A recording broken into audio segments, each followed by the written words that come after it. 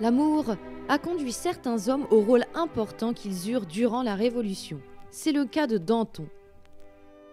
Antoinette Gabrielle Charpentier était la fille du propriétaire du café de l'école, non loin du palais de justice. Bien qu'elle ne fût point femme à faire perdre la tête aux hommes, elle plut à Danton et fut elle-même charmée. Lorsqu'elle l'apercevait franchir le seuil de la porte, son cœur s'emballait dans sa grasse poitrine. Mademoiselle, je dois vous faire une confidence. Depuis des semaines, je viens que pour avoir le plaisir de vous voir. Oh, je vous aime! La jeune femme poussa un soupir de tendresse.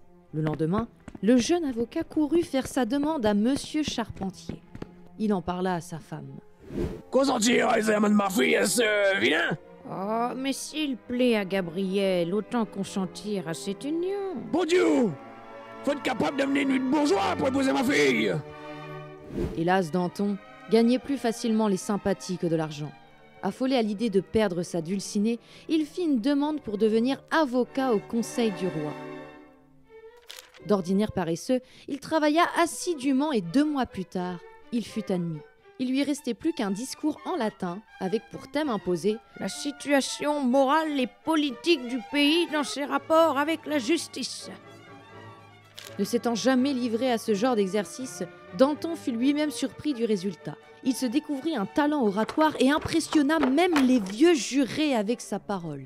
Il exigeait le sacrifice que la noblesse et le clergé pourvus de grandes richesses devaient aux besoins impériaux du pays. Il épousa sa belle, et le désir qu'il avait pour elle fut tel qu'il exerça différentes fonctions sans lesquelles il ne serait peut-être point devenu une de ces figures de la Révolution. Mais Gabrielle fera mieux encore. Avant leur mariage, Danton habitait une rue peu distinguée pour la fonction d'avocat. Elle se chargea de le faire déménager et lui choisit un appartement cour du commerce. Une habitation située dans une rue qui, l'année suivante, devint le district des Cordeliers.